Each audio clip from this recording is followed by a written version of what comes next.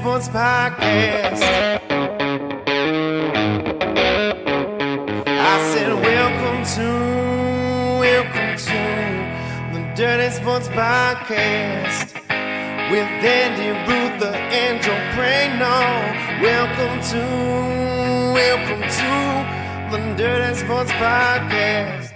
Welcome to the Dirty Sports Podcast. I'm your host, Andy Ruther, coming to you live from Cincinnati, Ohio, with my co-host from Mammoth Lakes, California. Very specific. That's Joey No Chill Prano. That's right. Morning, Andy. You got that? You up late? No, not that late. Just that all day snowboarding yesterday. Tired. So you didn't get enough sleep. I didn't get. It would have been nice to get a little bit more, but that's all right. Never forget, dirt balls. This is what I do for you. Getting up early today. Oh, that's what you do for them? Yeah. What you do for them, huh? I owe you nothing, but I give you everything. Well, I'm excited. I'm excited to bring in the new year with the final week of football. And of course, we're going to just talk college football for about 90% of today's show. Right, guys? Great. I watched Georgia Ole Miss last night. You actually watched it?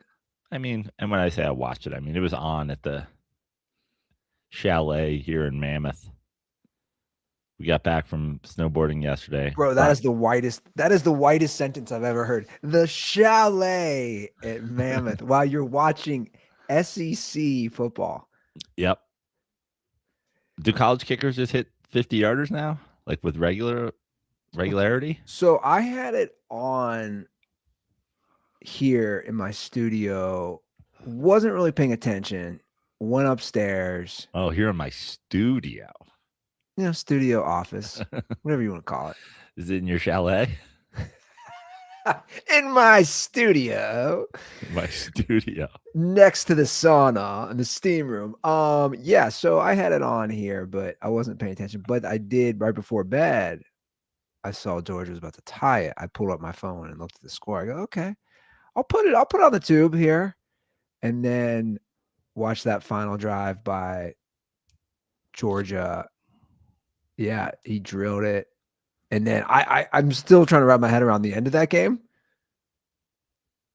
The whole safety, that whole thing? Just how long it took. Yeah. Yeah. But yeah, I laugh. I was like watching the game. And that's been college football talk with Joe and Andy. Yeah. I love them showing like all the. Here's the thing, and I've been to Ole Miss and I've been to Georgia, right? I've been to both campuses.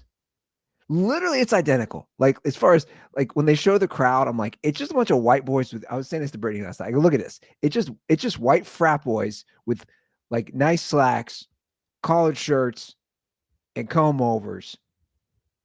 And then they're like, and then there's the rowdy ones. They're wearing overalls. They're wacky. I'm like, I don't know. It's just like nothing changes down there. Yeah. At some point last night, I think it was right after Ole Miss hit the go-ahead field goal at the end. Somebody was like, that girl's crying. And I was like, oh yeah. I was like, oh yeah, those people don't have anything in their lives except this game. Oh yeah. I was laughing about that too. The like cute girl crying for Georgia. She just realized the next big event in her life is when she marries Tucker at his father's country club in front of an exclusive group of only, distant cousins, basically. Speaking of chalets. Yeah. Oh yeah, that's the colonial South money. That's that like, first of all, as I'm watching this, and I did laugh. I was like, is there a black dude in the crowd here? Like I that went through my mind. I was like, every time they just show the students, like there's not a single black student that they're showing. And then I was like, man. Oh, students. No. The only black dudes in the crowd there are the dads of guys who actually play the game. Well, and then I was thinking about. And they're just like, all right, On to the NFL. Yeah. Meanwhile, you know, the 22-year-old white girl who's never touched a football in her entire life is like, this is the worst thing that's ever happened to me. And you're like, why? And you're like, because my dad wanted to go to Georgia growing up, but he didn't. Yeah. That's crazy to me to be crying over a college football game as a 22-year-old girl. And then they all just go out and just get next level wasted in New Orleans. Yeah. All of them. And then they get into frat fights. I was playing this all out of my head. I was like, how's this going to play out from here after they leave the dome here? Oh, for sure. That's how it plays out. Now, let me ask you something, Andy, because you were in a frat and I wasn't. If you're about to be in a frat fight and you guys go to touch gloves and you like touch and you do that, you match secret handshakes. Is it then called off because you're just like brothers from another fraternity? I was never in a frat fight. I also went to like a small Jesuit college that wasn't like the St. Louis U version of frat. We didn't even have frat houses. My point. Like that version is completely different than the Georgia or Ole Miss. Like a bunch of my good friends still to this day were in other frats. You know what I'm saying? I don't think that happens in those schools. Right. Like whether they were in frats, not in frats, whatever. It's like I wasn't. Now, yeah, was I a kid who was like, you know, a frat kid for sure, but like, I mean, you can only be a frat again at a school like that. You can only take your fratness to some level. When I would visit those schools with my buddies who were from there, I'd be like, this is a different animal down here in Arkansas. This is a different animal down here at Ole Miss. You guys take this shit way too seriously. Like they're the type of people who are donating money back to their frat. Yeah. Which is insane to me. Yeah. I don't even know how frats exist. I say it all the time in 2026. I did it correctly right there, by the way. 2026. New Year. Happy New Year, Andy. Yeah, man. Got a little wild around here for New Year's. Yeah, let's talk about it. Guess what we did? I said it's New Year's Eve. Kids were in bed, and I said I was gonna go to my brother's. I was gonna take a night off. I was given the night off. A night off from the kids. But the truth is, like, you know, it just takes so long. And then by the time it was like both were down, it was like 9 o'clock. And I was like, let me go to my brother's. And I'm just anyway. Big hype for nothing. My brother, I think he was probably annoyed because I kept saying that this is the analogy I kept using is this is Dennis.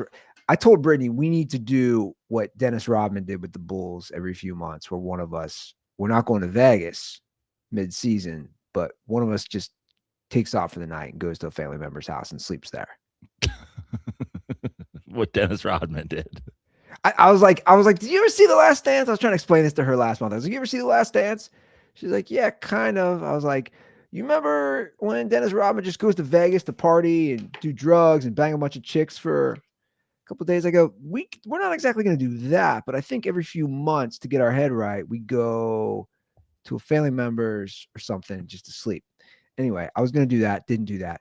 Ended up staying home. But I said to her, it was like 9 o'clock. I said, you know what? It's the end of the year. I'd like to get some sleep. Maybe we can get some sleep tonight. I'm craving some Taco Bell, though. Could not tell you the last time I had Taco Bell.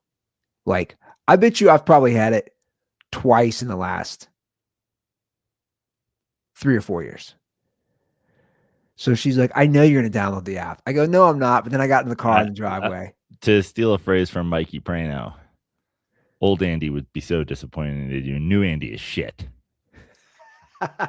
This is true. Well, hey, look, I downloaded the app. I went pretty hard because I figured, again, New Year's Eve. And I was excited because the quesarito's back. And it hit. I've never had a quesarito. It hit.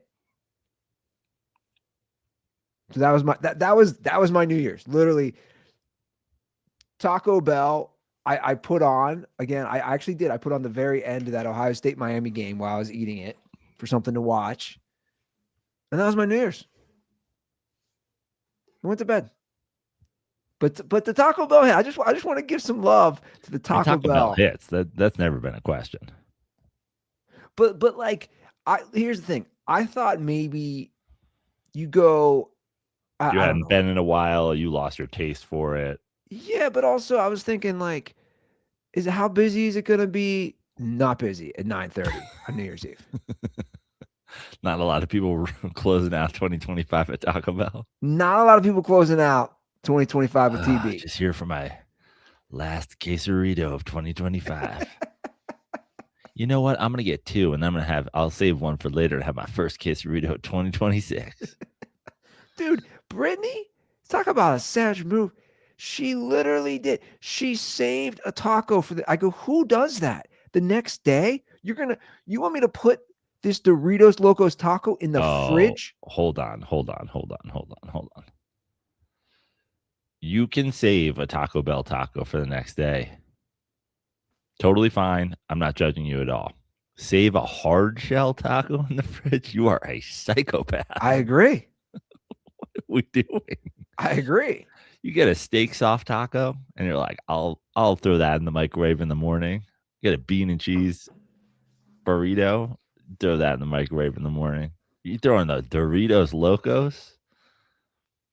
That is no longer Doritos, and the only Locos here is you microwaving a hot. Ain't that the truth? Yeah, a taco from yesterday. I was like, you really eating that yesterday? Like yesterday? I was like, you really eating that? Like 11 a.m.? You're heating that up? Also, she ordered. I go, who orders nachos from Taco Bell? Is that a thing? I think Majid is the only one keeping them in business. She was, I like their cheese. I go, but the tortilla chips, we have better tortilla chips here. Like, okay, you like the cheese, then just have me order a bunch of the cheese because they're cheap. Majid rolling up the TV. He's like, you got any of those Dodger helmets here? He's like, you got any like old what was that dog? Yo Quiero Taco Bell dog helmets that you can put them in? Little Chihuahua helmets you got here laying around. Anyway, that was my New Year's Eve. I'm sure yours was more exciting. Not really. I spent mine in Bishop, California, because we drove up here. We drove about an hour south of Mammoth and crashed at a little hotel. Had dinner at a little steakhouse called Whiskey Creek, which wasn't bad. And then we were in bed by 10:15, and then at 11 p.m. we watched the East Coast ball drop. We got back right before 9, watched the East Coast ball drop, messaged all our friends and family, since all of our friends and family are East Coast people. And we were just like, happy East Coast New Year's, the one that matters. And then we laid in bed and we watched Ocean's 11 with commercials, which the movie channels like these days, you're watching something on AMC, you're watching literally more commercials than you're watching movie. And at 11, I was like, I can't do this anymore with the commercials. 11 o'clock, let's call it so we can get up early and hit Mammoth tomorrow morning. So we were in bed with the lights off at 11 p.m. Man, you didn't even get a little late night Taco Bell, Ron. Nah. Well, I guess this is what happens when you're in your mid-40s. This is what happens. A little different than the old days, huh? A little different than the old days. Do you remember my Twitter tradition on New Year's Eve? Live tweet my drinks. Wait, live tweet your drinks. Yeah, I would do live tweet my drinks. That's right. And every year I would live tweet. And then for years, people would be like, are we live tweeting our drinks tonight? I was like, yeah, we're live tweeting our drinks tonight. I'd go to bed. I'd wake up in the morning. My last tweet was like, drink 27 at this place. And I was like, I have no recollection of that. And it's funny because like I would go back and I'd be like, this is the last tweet I remember sending. When's the last time you think you went out hard for New Year's? No idea. Been a while. You know, I'd make the case. I think once you hit a certain age, just come on, grow up. Don't like that's my thing for New Year's. Like, grow up. Don't go out hard. It's kind of amateurish. Go out. You can go out hard any night. New Year's, like you're a grown ass adult. Come on. What are you doing? Yeah. Oh, by the way, I see in the comments, Hunter from the other day, he had his baby. Congrats. 1:22 a.m. on Tuesday. Yeah, dude, you're not sleeping. Good, you just get used to it, bro. My daughter turns Hunter. My youngest turns 1 in 16 days. Guess what I did last night? Dealt with her for an hour and 10 minutes from like 3 to 4 a.m. You don't just take a little of that Taco Bell mild, rub it on their gums, let them go back to sleep. She fucking vomit that shit everywhere, bro. You don't just take some of that nacho cheese sauce that your wife loves so much. Go, you're gonna want to get a taste for this while you're young. Oh, speaking of getting a taste for, I watched Lost Boys last night. Lost Boys was on cable last night here. That underrated movie. I need to go back and watch that. Lost Boys is great. Watch Lost Boys if you guys haven't seen it. The 1987. It's 87. Corey's, wow. Jason Patrick, Kiefer Sutherland. I mean, we're coming on 40 years. 40? Like, how old do you? That's what I was thinking when we watched Christmas Vacation on Christmas night. I was like, this thing's coming on I think it was 89. I was like, this thing's creeping up on 40 years. By the way, still hits.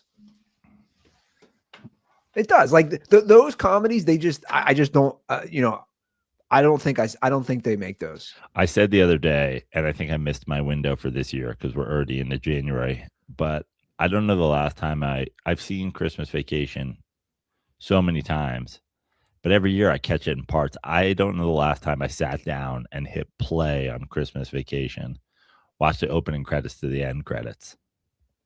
Need to do that. Yeah, the truth is we didn't finish it. We were about an hour, 5 minutes in and just got tired. But again, every scene I'd argue, and the characters and just like it still has it. It still hits. So I think we cursed Matthew Stafford. He's not going to win the MVP now after last week. Which is crazy because he still should win the MVP. I was riding high, but like he hasn't closed the year right, and now they're and again, that's all that and that's all that matters. Success. That's all that matters when it comes to MVP voters. Well, again, are we still at Drake May beating one team over 500? One? And is Matthew Stafford losing the MVP to Tyler Shuck? Bro, that thing has gained some steam, the whole Tyler Shuck, which is hilarious to me, by the way. We have another viral video, dude. Speaking of your dude, whoever you debated, what was his name? At like Joe A NFL. Bro, there's another guy he's got a really big following. Have you seen this? No. So there's a guy he's got a really big following, really big on Instagram and TikTok, like hundreds of thousands. And this went viral last week. I'll pull it up here in a second. So this went viral. Again, another guy. I have no clue what his name is. His name's not listed anywhere. He's at Film Watchers 1 on all social media, Twitter, Instagram, TikTok. He's on YouTube. No clue what this guy's name is. So he went viral last week for coming at Aaron Rodgers. And I'll play the clip here. And he's roasting Aaron Rodgers. He needs to hang it up. What's he doing? Blah, blah, blah. I do love, real quick, the first comment underneath it is from Matt Flynn saying you're a clown. Obviously a former NFL quarterback. It's like, dude, so here's what it is. I'll pull it up here. So he just watches game film and he breaks it down. And I mean, bro, when you see this, you are going to die. This is straight up. Mom, can you get the bagel bites down in the basement? Even how he talks. I can't believe you haven't seen this. This is so funny. Rodgers, please just retire. This is pathetic. I mean, he comes out on a 4th and 1, and you have this 5-wide gun empty set, and you immediately notice that the Browns have man alignment from all their DBs on all the Steelers receiving threats. You have that whole defender, you have that single high safety. That's a textbook pre-snap cover 1 look. So then you motion Freiermuth in, and you also notice that his man defender follows him. That confirms the man coverage, confirms the cover 1. Good thing that you have a route concept drawn up that perfectly attacks man coverage, because when this Mike blitzes, this works out perfectly because your tight end is going to run off his man defender. Adam Thielen breaks in on the under. That attacks the outside shade leverage of his man defender. Adam Thielen is wide open across the middle of the field on a 4th and 1, yet Aaron Rodgers manages to not read the fact that the Mike blitzes. His head immediately turns to Scotty Miller running a fade on a 4th and 1. No disrespect to Scotty Miller. That's not a high percentage play. The ball misses entirely. Like, what even is that? Oh, that...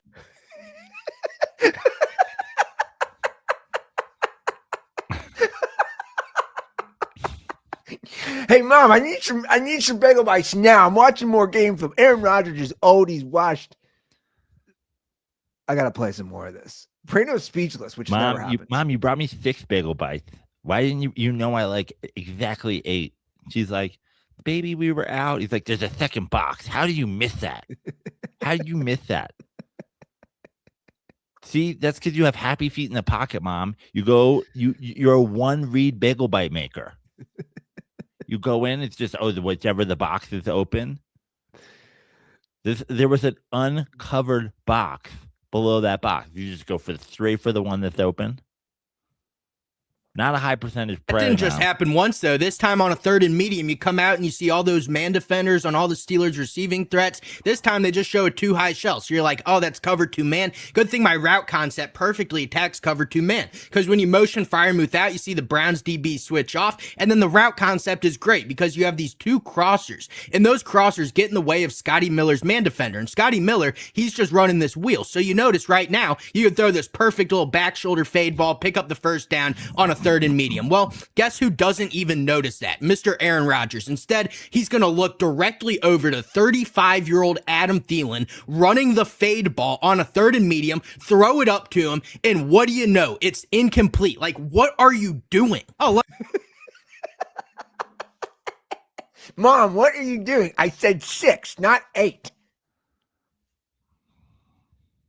let me do it one more time, though. This time on a 4th and goal with the game on the line, you got Kenneth Gainwell blocking and releasing. Oh, man, he's wide open. You got a perfect throwing lane. That's a touchdown right there. Instead, Aaron Rodgers has a yard line. I know. and I know you probably can't see as well on the screen. I mean, there are Browns defenders. So they had to score a touchdown here. I remember this is the end of the game. I remember all these plays, by the way. Yeah, so they have to score. Better idea. He's going to throw it up to Marquez Valdez-Scantling for the 3rd time in a row against Denzel Ward. What are you doing? Genuinely, are you high or something? Because you are 42 years old. The mental game should be the sharpest part of your game by far, and yet you look like an idiot. Now listen, there's a couple things. I'm not defending Aaron Rodgers' play here down the stretch. I have been on the year off at 40 for the Achilles tear is more than is my Achilles ready to play, because you're coming back, you're dropped back into an NFL that hasn't lost a step while you have, and the year off from just the mental, I mean, Aaron Rodgers was on far too many podcasts in the year he was off for you to tell me that he's just constantly watching tape and he's not on the Jaden Daniels VR headset. He believes VR is reading our minds so that they can sell our thoughts to China. So I'm not defending his play, but the idea of just like, wait, he's got his back to Kenneth Gainwell. Why not throwing around the backpack shoulder? Like anybody who's not a pussy would. So here's my thing. I am definitely not going to question. The other day, I was playing Madden with Derek. And Derek did the exact same thing to me. Showed the mic, brought the mic too early. And so what I did is I hit the juke button. I truck sticked him. And then I threw a perfect back shoulder pass to get Kenneth Gainwell. So don't tell me it can't be done. So you nailed it. That's what this kid is. It's Yeah. obvious. Dude, you play Madden like not that you and I were all state in high school, but like, bro, we played football. Like, you clearly never played. You just didn't play. Like, I'd be shocked if you play. Like, you can learn a lot about stuff for sure by studying anything, any field, right? But I'm not going to sit here now. Were there some questionable throws in that game? Yeah. The one to Scotty Miller while I was watching it live, I go, oh, 4th and 1. You're going for this big. You're going for it all. You're going the Jalen Hurts, fuck it and chuck it, because you have no ability whatsoever to read anybody. I would say I don't think it's the inability to read. I don't think it like I'm not going to question Aaron Rodgers, his mental like you don't play in the NFL this long, anybody, and not have a good mental IQ of the game. That's why I said the Jalen Hurts. Oh, inability to read. That's why every third down is the fuck it and chuck it. Yeah. So I'm not going to question that for Aaron Rodgers. Now there is a little bit of, I think that there was some truth to the idea that like and I don't necessarily think it was the Myles Garrett thing. Let's make sure Myles Garrett doesn't get a sack, but you watch that game and it feels like Aaron Rodgers was living in fear of the pass rush from the Browns the whole game. I agree with that. I agree. There definitely seemed to fear. There definitely seemed to, I don't want my career to end today sort of thing. Like, this guy can absolutely shred a knee, shred an ankle, whatever. He's already hurt. I definitely felt that. There was happy feet in the pocket. But again, for this guy to be like, hey, man, and by the way, deliver a perfect dime right here. Why is that so hard? And look, that final play in the end zone, I don't hate that. Like, at the end of the game, I want to do like the telestrator breakdown of this guy. I'm going to do a Film Guy 1 telestrator breakdown. Be like, you look right here. We've got 4 jerseys on the wall, all of them totally uncovered because you can't afford frames because you are 11 years old living in your mom's basement. Let's see it. Rodgers, please just retire. This is pathetic. I mean, he comes out on a 4th and 1. Yeah, so it's tough because it's cut off here. I forget. It looks like is that an 80 Jerry Rice? Is that a Kurt Warner one? Yeah. And then just the ones that are on hangers because his dad's making him do this from the mudroom. Yeah, you can set up your studio in the mudroom. But you know how this shit works, man. He has 485,000 followers on Instagram. I mean, and like, and on TikTok, I think he has like 187,000. And listen, I'm sure he stumbles along across a correct take every once in a while. In fact, his breakdowns of those defense weren't incorrect. No, it always loses the plot when he's like, sure, your back's to him, but have you thought about just switching to your left hand and firing a lefty perfect back shoulder fade? I mean, listen, young Aaron Rodgers would. You're 42. You can't throw a lefty anymore. Hang it up, old man. I mean, here's the thing. This kid could be doing a lot. I was out in the park with my dad yesterday, who's 33 years old, so he's younger than you, Aaron Rodgers, because again, I'm a Gen Alpha. And my dad was Gen Alpha. Is that a thing? My dad was firing off lefties, righties. He didn't care that there was a dog out there playing frisbee. It didn't shake him at all. And I know that you had an Achilles tear, but a couple of weeks ago, my dad pulled a hamstring while golfing. And didn't miss a beat.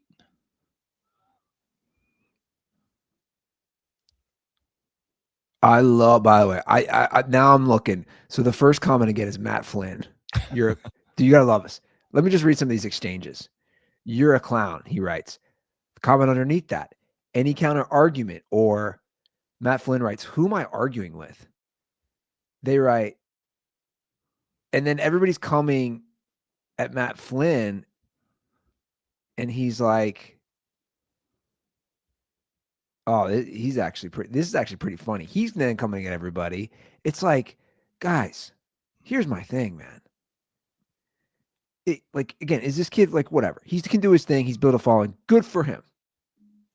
Good for him, right? But again, at the end of the day, like,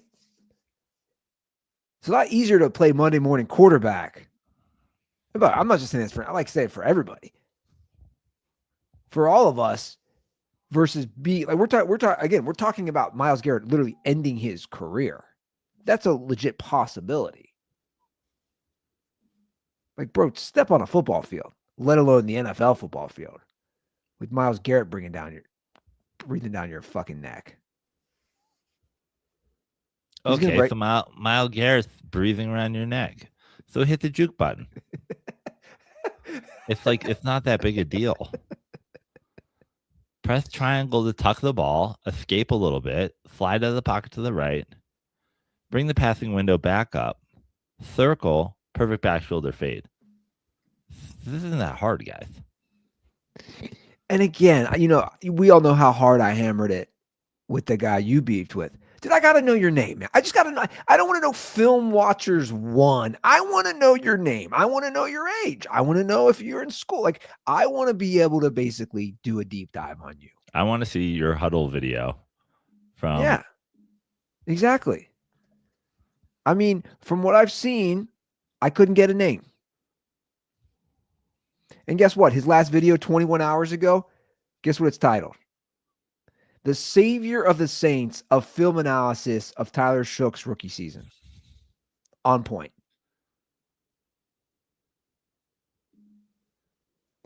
I mean, this guy, I can't get over this guy.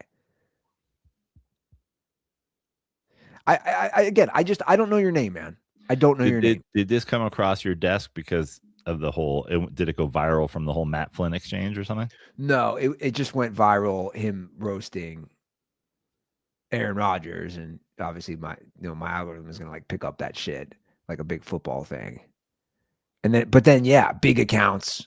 There's a lot of big accounts like, oh, this kid's great. This kid's great. And I'm not saying he's bad. I'm just like, let's have some context here, guys.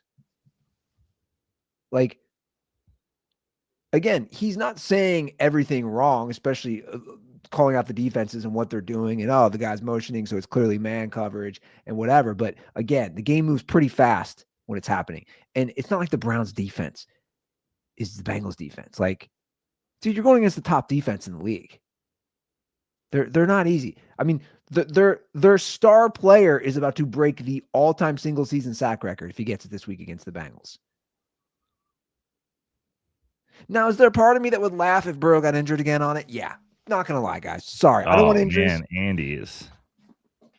No, I don't want injuries. Part of me would laugh.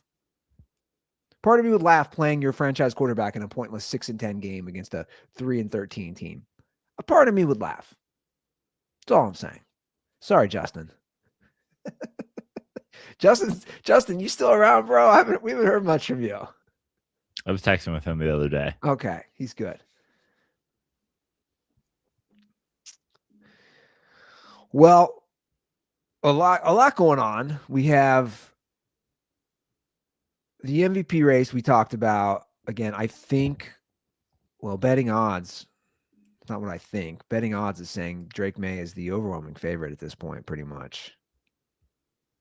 Unless he has a really bad game, which stinks. I really was hoping Matthew Stafford got that. And then we have a wild amount of great finalists for the Hall of Fame. What are we doing here, man? Like, I don't know, Prano.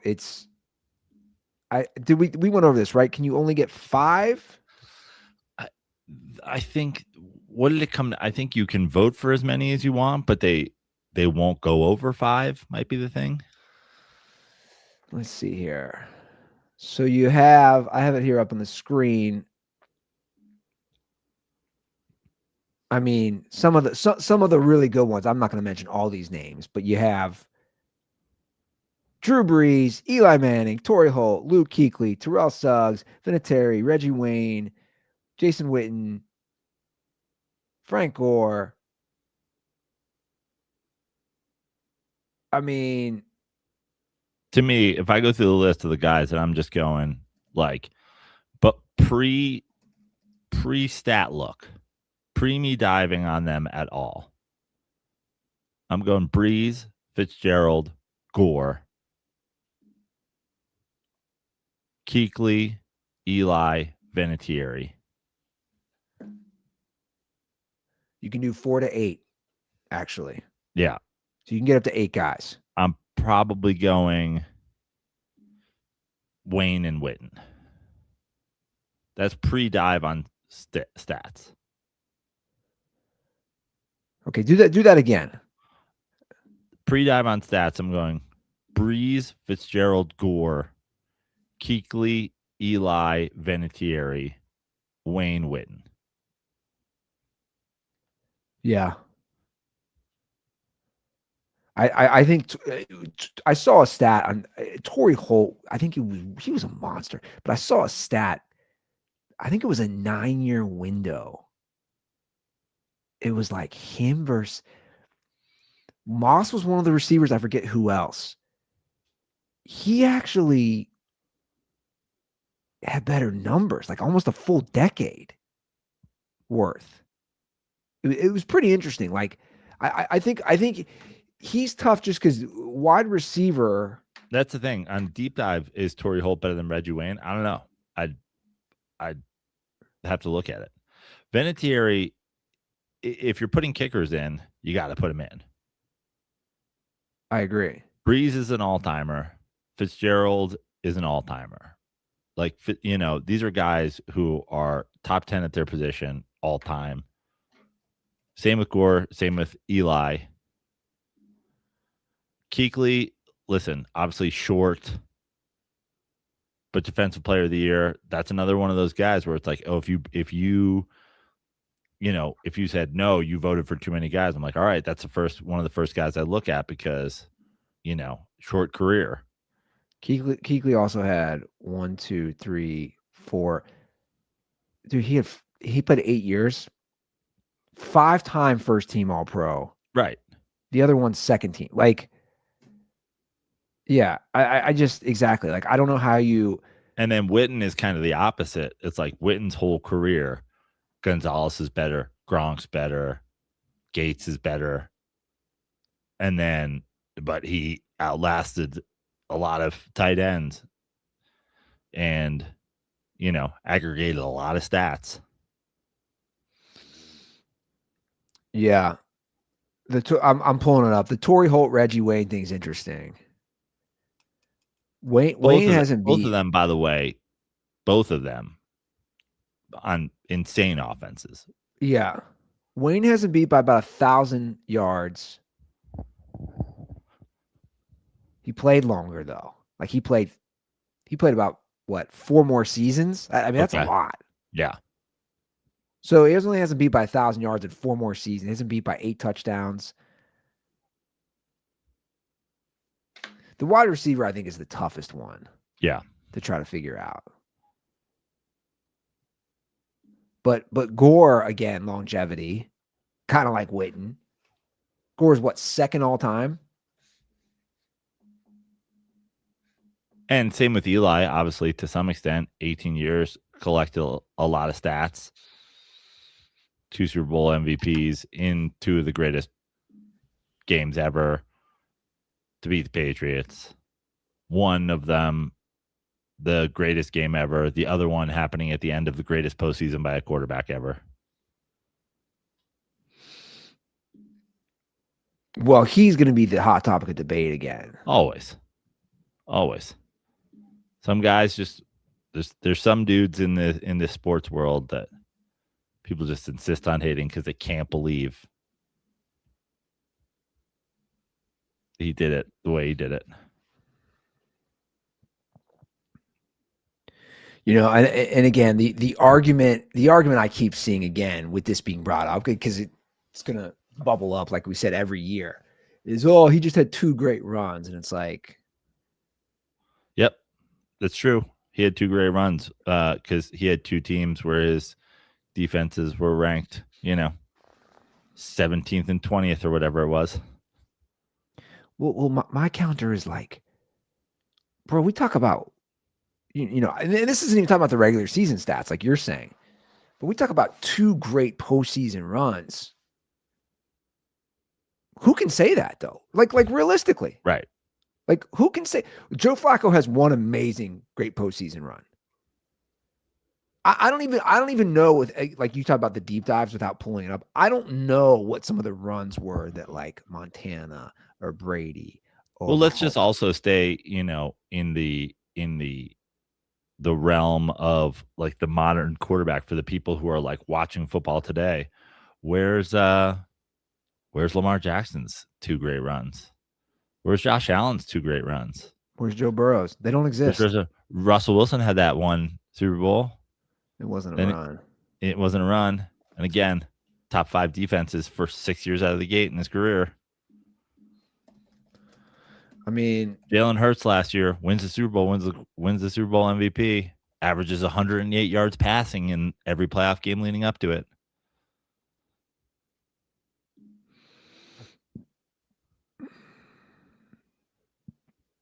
I mean, that would actually be a fun one to dive in. Like if you did best NFL QB playoff stats, what we say in one season? I mean,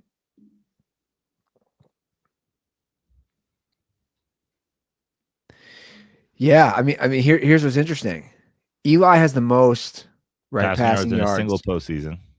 Now, Andy, all these passing yards things are going to get broken by the modern quarterback who throws the ball more. All right, well, we're going on 15 years. Yeah, well, Patrick Mahomes, he's going to break it because he doesn't, he gets a bye every year. All right, well, he didn't last year. Well, yeah, if you look at the most passing yards, the top 5, it's Eli, it's Stafford in 2021, Warner with Arizona, Flacco, and Brady. And I mean, arguably, actually, I don't even think it's arguably. If you pull this up, if you want to look at all the numbers for passing yards, touchdown passes, interceptions, I mean, Flacco and Eli have basically the 2 best runs.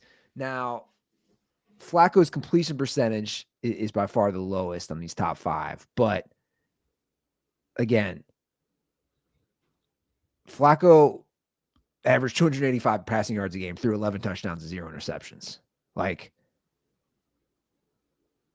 those 2 are actually the best. And the truth is, you don't see Mahomes. Mahomes isn't on this. Again, this is just passing yards. Mahomes doesn't come on this list till number 11 or 12. Peyton Manning doesn't come on this list till number 13. And again, people will be like, oh, they got buys. And it's like, okay, but they didn't get buys every year because Tom Brady couldn't have a buy every year and Peyton Manning couldn't have a buy every year. And yeah. No, I agree. And I think that's a pretty solid list as far as the Hall of Fame. And I don't like when it comes to the O line and D line, I just, it's tough for me to weigh in on that. I don't know enough how they decide who makes the Hall of Fame for that. But I agree with that list. And I'm sure there's gonna be a lot of Frank Gore haters out there. Yeah. Because he was never all pro. Did he make a Pro Bowl? I'm sure he made many a Pro Bowl. Even though the Pro Bowl, yeah, it doesn't really matter, does it? In fact, technically he had to make a Pro Bowl to be on the list. Yeah, you're right. He made 5 Pro Bowls. He was second team All-Pro one year. Wow, he finished his career with exactly 16,000 career rushing yards. I mean, there's got to be something to there. Like, I know everybody wants to like, and again, we decided, and by we, I mean a we that I'm not a part of, but the modern sports watching analyst, the film guy, decided that longevity stats don't matter the day LeBron James passed Kareem Abdul-Jabbar in scoring. That was the day everybody was like, yeah, but longevity stats, who cares?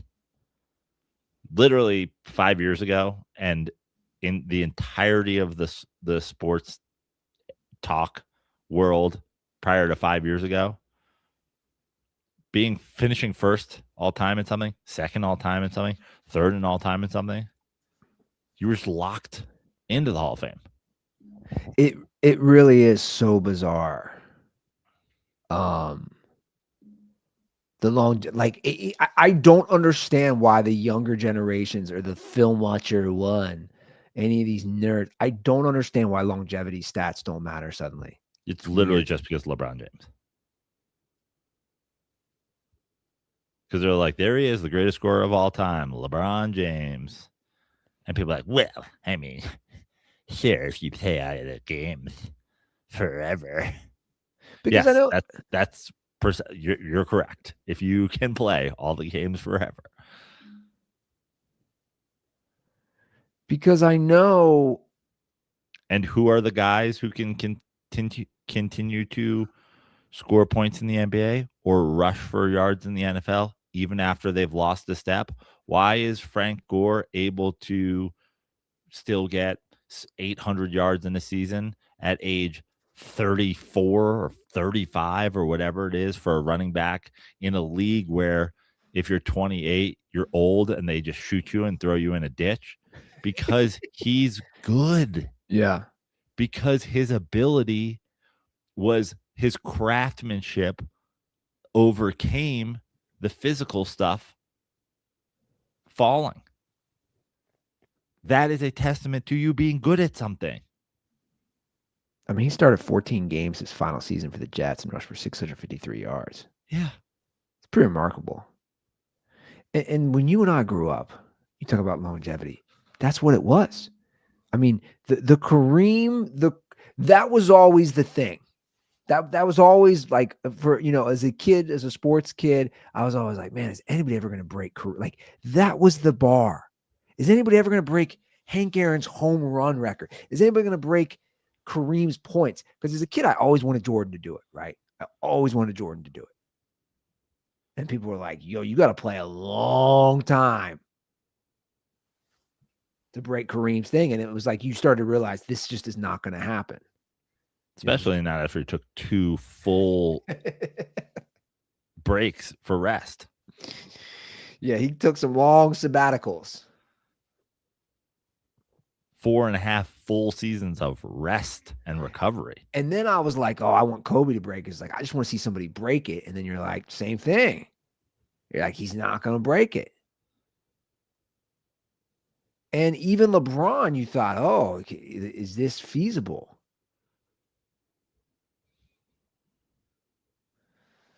I mean, it's the same way now with these passing yards. Good luck. Good luck breaking Breeze and Manning and Brady. Like, good luck there. You got to play forever. These guys just won't be around. Josh Johnson will probably do it. By collecting 45 passing yards until the year 2145. Oh, man.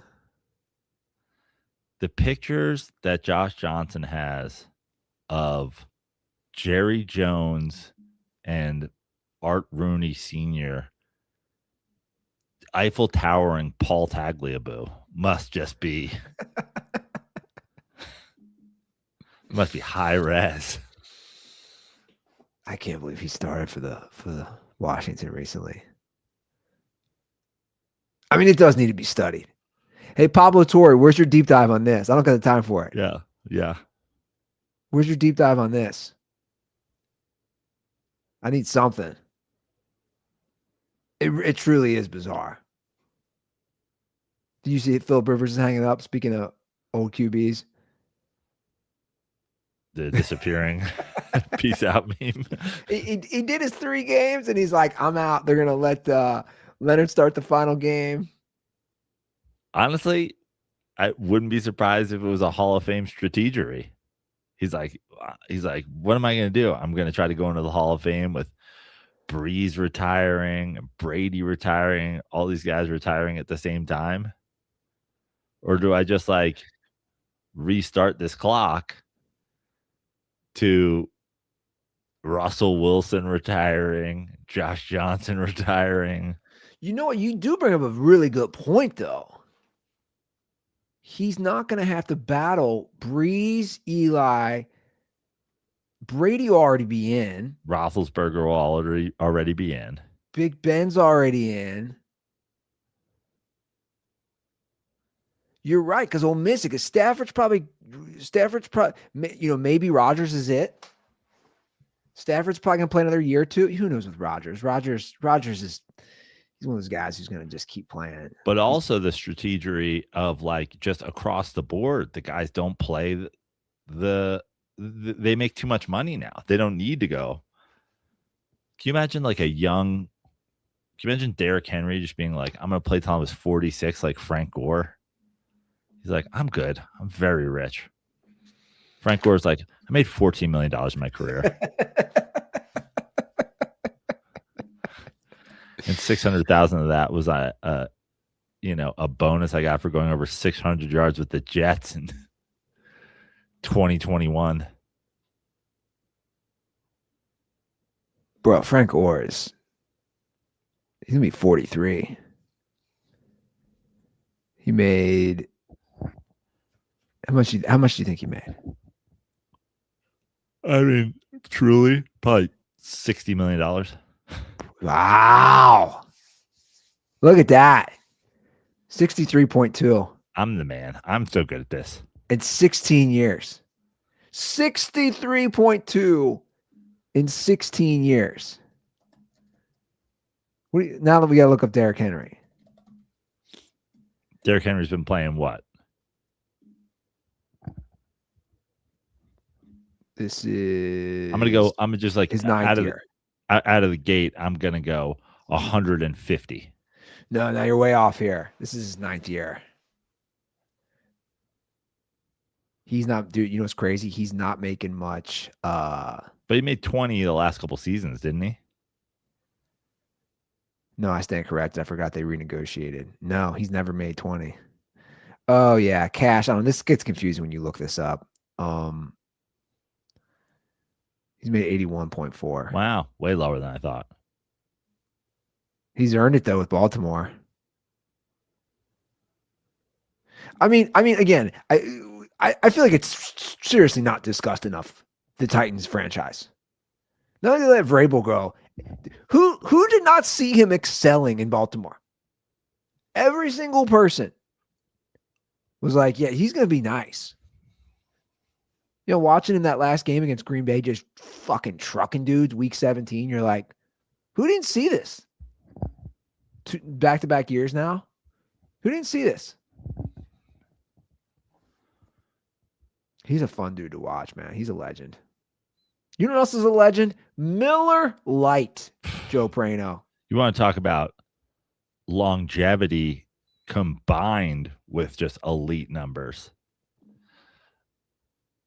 Miller Lite is if like Luke Kuechly played as long as LeBron James. And if you like looked at, you're like, oh, Luke Kuechly is a 50-time first team All-Pro? That can't be possible. Yeah. 100%. Miller Lite, 50 years as first team All-Pro. Coming up on 51 years. The longevity stats, the clutch gene. I mean, you want to talk about Super Bowls, who would you take? Would you take Eli Manning? Would you take Joe Montana? Would you take Tom Brady? That's literally never a question when you're like Super Bowl party. Who we taking? Well, we're taking Miller Lite. Yeah, Let's start there. 100%. We talk about we were talking about New Year's Eve and memories. It's like that's where you make the legendary memories.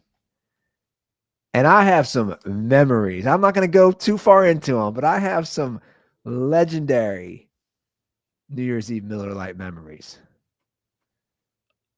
I mean, the live tweet my drinks, many a Miller Lights were featured Many. in that. Even this New Year's Eve, went to a nice little restaurant, sat down at the bar. Guy handed me a beer list. Like, we've got a lot of craft stuff up here in the mountains, a lot of breweries around here. I was like, cool, you got a Miller Lite? Yeah. Cool story, bro. One of the original light beer, please. And he's like, well, you just took, when I went to order my second one, he's like, well, you actually drank my last one. I'll have to go to the back and get more. I was like, sounds like somebody's going for a walk, guy. When we were talking about Hall of Famers, these guys all getting their gold jackets. How about that 50th anniversary gold jacket you got, Annie? Oh, it's amazing. Ugh, We're going to get one your way for sure. the GOAT, the greatest of all time, Miller Lite, the one and only, the original light beer. Legendary moments start with Miller Lite. Great taste, 96 calories. Go to MillerLite.com/dirty sports to find delivery options near you. Or you can pick up some Miller Lite pretty much anywhere they sell beer. It's Miller time. Celebrate responsibly. Miller Brewing Company, Milwaukee, Wisconsin. 96 calories and 3.2 carbs per 12 ounces. I'll tell you what, Andy. Soon after this podcast ends today, I'm going to gear up. I'm going to get up on the mountain, and I'm going to drink a Miller Lite at the top lodge today. I think a Miller Lite's going to need to be drank up on the mountain, not at the base lodge, at the top lodge. Be close to heaven when that golden pilsner touches my lips today. And guess what? When that Miller Lite touches my lips, I'm always close to heaven. That is my heaven.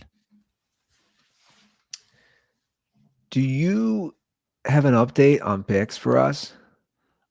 I do not. I mean, here, to be fair, hold on. I'll double check it because we have no clue heading into the final week. To be fair, a big thing. I got caught in a terrible wormhole the other day with Joe A, film guy, and a bunch of other nonsense. When I opened up, we might. Oh, no, we don't. Oh, this is the same one. You sure? I don't have one. Wait, did he give us? Wait, maybe he. Oh, yeah, bro. We're up to date. There's a Google Doc. Yeah, there's a Google Doc. Oh, it's there's coming down. I'm up by 1 point. There's a live document. I'm up by 1 point. I love this. Boy. I love that no matter what happens, it comes down to one game, year in and year out. Whether we know and we angle for it, every other year I'm like, oh well, since you did this, I'm doing this. Since you did this. This year we're like, who cares? We'll just pick them. Still comes down to exactly one. That's game. amazing. So I'm clinging to a 1 point lead. Well, Andy, here's what I think. We're even, essentially. In fact, you've got a 1 game head start going into the final week. I think the loser, first things first, the loser of this has to become Film Watcher's dad. Needs to go to MillerLite.com/dirty sports and send the other one the largest number of deliverable beers. Wow.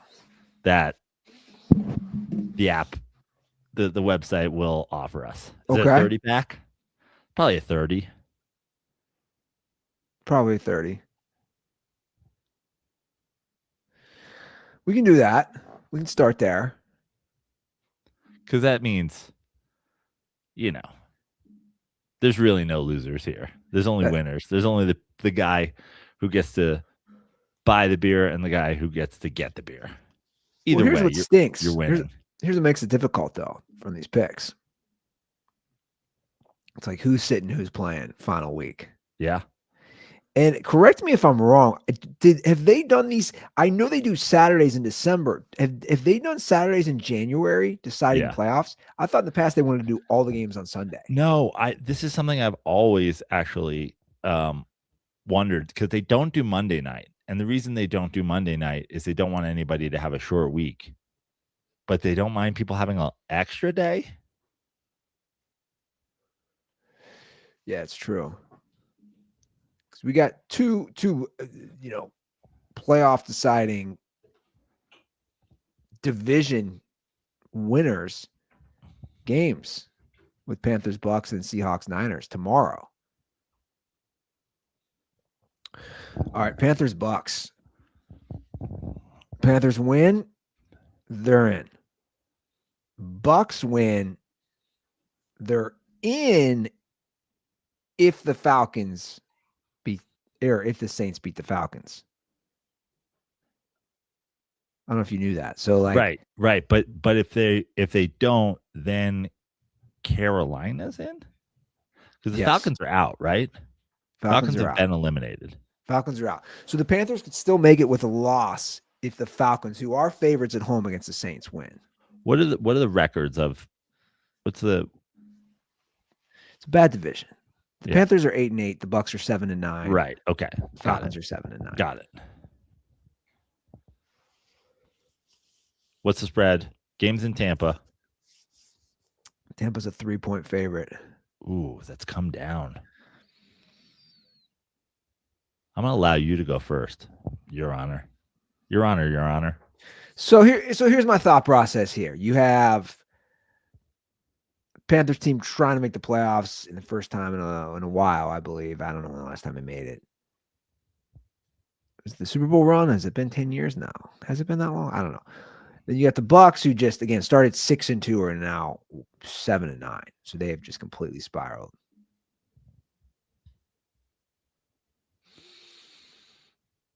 I keep taking the Bucks to cover, and they just continue to let me down. I keep taking the Panthers to cover, and they continually let me down. Last week, I took the Panthers, I think, to win the game. I think that realistically, I think this game's a push, but we can't do that. Listen, this is something we should have done the whole time. You call push, you get 2 wins. I'm gonna take the Panthers. I don't like it. I am also gonna take the Panthers. I can't in good conscience take. Just the Bucks, just absolute, just meltdown halfway the second half of the season. All right, this next game I have a little more confidence in. Seahawks. I think the Bucks win the game, but I think it's close. Yeah. Seahawks, Niners. This will be a nice Saturday night primetime game. I believe this is for the number 1 seed, correct? I think it. Yeah, it is. It's straight up for the 1 seed. It's straight up for the 1 seed. Huge implications. Yeah, because Chicago has 5 losses. And the Eagles have 5 losses. So whoever wins this game will only have 4. This is for the number 1. Dude, it's insane to think the Niners could have the number 1 seed. It's crazy that big cock Brock guy hasn't called back just to be like, I'm back, baby. He looked good last week, though. He did. He looked great. Seahawks are 1.5-point favorite in San Francisco. You're up first now. Well, I've played this perfectly strategically. I have no hesitation. I'll take the Niners at home to win the game. I agree. Their defense is trash. The Niners is, but I like them at home against Sam Darnold with something on the line. Sorry. It's essentially Sam Darnold's first playoff game. Yeah, I agree. That's what this is. All right. Saints, Falcons. Atlanta riding that huge dub over the Rams. Don't care. I'm going to ride the Tyler Shook train. That half-point hook I hate. Where, 3.5. sorry, 3.5. 3.5 And you Falcons. didn't give me point to spread or where the game is being played. Okay. Well, I had to go first anyway. Anyways, it's 3.5 Atlanta in Atlanta. I'm taking the Saints to cover. Andy, just solely, not just for you, not just because I'm going to do the strategy. I'm one game behind. I'm fading Ruther. I'm fading Shuck. And by the way, the audacity of Joe Prano fading both of those things and therefore having to back Kirk Cousins in a Week 18 game. But no one better to back in a game that is meaningless for him than Kirk Cousins. This is true. I'll take the Falcons. Okay. Hopefully Tyler Shuck doesn't throw 2 picks and have no touchdowns, because then he would have a 1-to-1 touchdown to interception ratio for the guy who's the runaway offensive rookie of the year. Honestly, I love it. 3 years from now, I love Jackson Dart being the guy that still talks about how he wasn't even considered for this. On a way worse football team putting up better numbers. Yeah, it's good. It's good he's flying under the radar for Giants fans. Okay. Browns, Bengals. Oh, great Battle of Ohio. 4-12 Browns, 6-10 Bengals in Cincinnati. Loser has to leave Ohio forever. Myles Garrett, sack record on the line. He gets a half sack, he ties it. If he gets a full sack, he breaks it. Whoever wins, Ohio State fans still lose. They had a $35 million salary, by the way, which I payroll, the Ohio State football team I was reading. I don't understand it. But anyway. Joe Burrow's going to come out after the season and be like, I want all those guys back. Pay them all. Seriously. Okay, 7.5. You're up. Or am I up? Yeah, you're up. Somebody is a 7.5 point favorite in this game? The Bengals are 7.5 at home. Okay. I'm good on that. I'll take the Browns. Damn. I'm not going to try to I'm taking the Browns. I think they keep it close. I know everybody's riding high. But I just riding high from what? Last week's game? People here oh, they've whooped ass the last 2 weeks against Miami and Arizona. A lot of people think it's just gonna be a blowout. The kid working at the computer meme. I speak exclusively in GIFs at this point. Yeah, I noticed. You have no clue the level of stupidity around here, man. No clue. It's like I'm walking around crazy people every single day. Listen, we've talked about it. We've talked about it a lot with the delusional fan bases. My Giants fans are doing it too. They're like, Scatterboo coming back, and Malik Neighbors coming back. And you got Dart, and we sturdy up the defense. And I go, who is the head coach of our football team? Who's the head coach? How about we hire a head coach first, guys? Yeah. But next year, if Joe Burrow's healthy. Again, I feel like I'm the only one saying this. But the facts are the facts. Joe Burrow's been in the playoffs twice in 6 years. Sure, he's great when he plays. And this doesn't even make me a Joe Burrow hater. This is the reality that people need. Again, I don't know why nobody talks about that. Twice in 6 years? Twice in 6 years, guys. Let's be honest. And this is sort of secretly you. A little bit. You're a Bengals fan. But why are we still doing this? A smart Bengals fan a truly smart, a truly like galaxy brain Bengals fan is just like, let's just win 2 games, fire the coach, and try to salvage something from the end of Joe Burrow's prime, right? Yeah. Okay. By the way, and I'm not saying he's better because he's clearly not. Andy Dalton made the playoffs his first 4 straight years for the Bengals. Again, I'm not saying Dalton's better. I'm just saying he was on the fucking field. But you are saying Marvin Lewis is better. I don't know. I don't know what I'm saying. The Marvin Zach talk is it. I find it an interesting debate, which is a very heated debate here that I've had that people online in Cincinnati have. I'm not. I'm one of those. I could go either way. Ultimately, Well, here's what I'll say. You have a far higher chance of making the playoffs if you roll out a good defense every year than a good offense. And that's what they had with him. Exactly. It's just like I don't know. Again, I watch Burrow pretty closely in his interviews and all this, and I just think like, you know, all the talks, things have to change. Things have to change. You gotta stay on the fucking field, man. That's what needs to change. Because when you're on the field, you look pretty damn good. You look really good. Yeah, I'd argue you throw arguably the best ball in the game right now. One of them. But you got to stay on the field. With that being said, you don't cover the spread, and Myles Garrett gets the sack record. Okay. Right, let's roll through some of these games. Yeah, I agree. Packers, Vikings. Minnesota, 7.5-point favorite. Packers are sitting their starters, I believe. Don't know if that matters at quarterback. 7.5. I'm up. I don't care. I'm going to say Packers keep it close. Same. Low-scoring game. Yeah.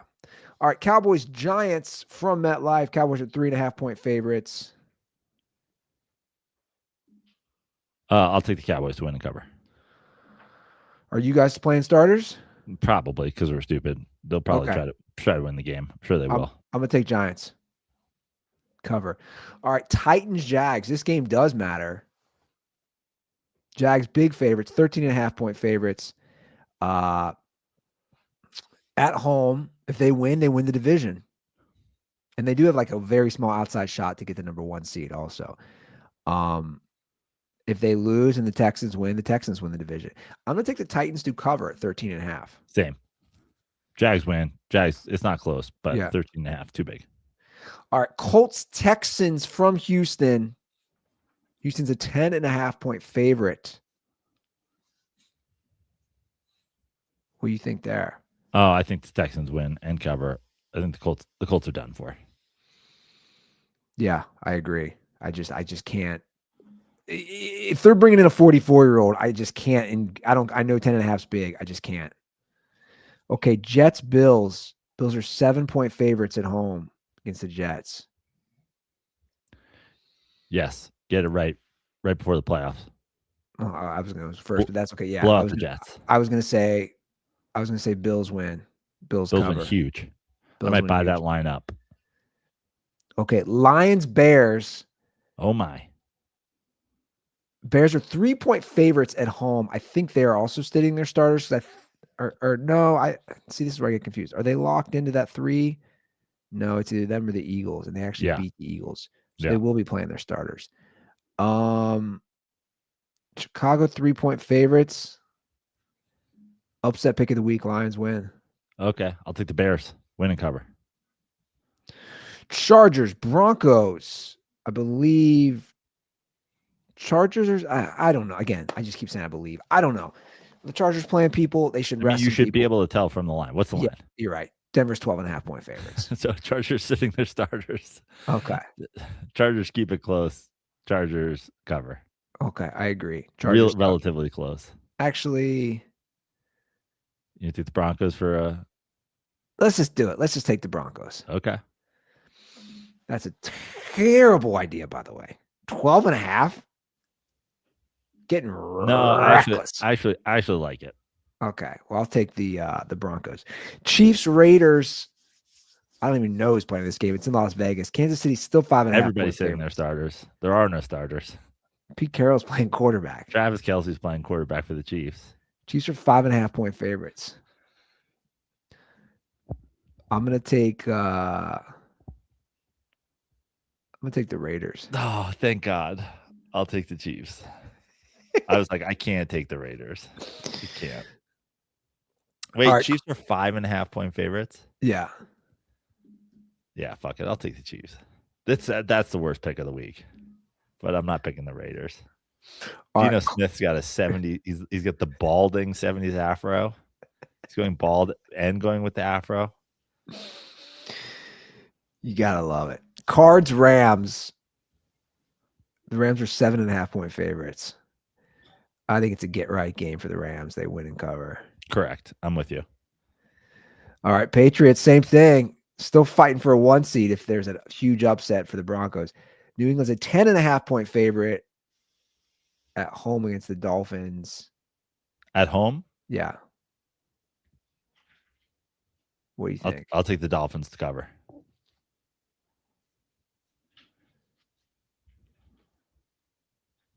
Who did the Dolphins play last week? They beat somebody. Who did they beat last week? Let me look real quick. They beat the Bucks. Which doesn't really say much to me. End of the Mike McDaniel era. Patriots win and cover, win big. Eagles, Commanders. There's lots of starters sitting here. I think the Eagles are sitting their starters. Frank Gore starting at quarterback for the Commanders. Eagles are 4.5-point favorites. Are the Eagles sitting their starters? I don't know. I don't think so. I'll take the Eagles to win and cover. All right, I will too.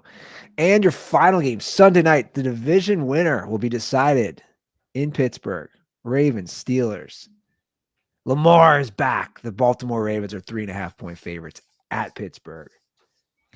Well, because he's washed and is no longer throwing the behind the back fade shoulder double coverage, I'm taking the Steelers to cover at least. I agree. I take them to cover as well. They already beat them in Baltimore. I just twisted my neck so fast. All right. Week 16 or week 16. Week 18 technically. There's 17 games. All right, there it is. We got a fair amount of different picks heading into this final week. Let's go. I know you got to check out your hotel hotline 859-832-0478.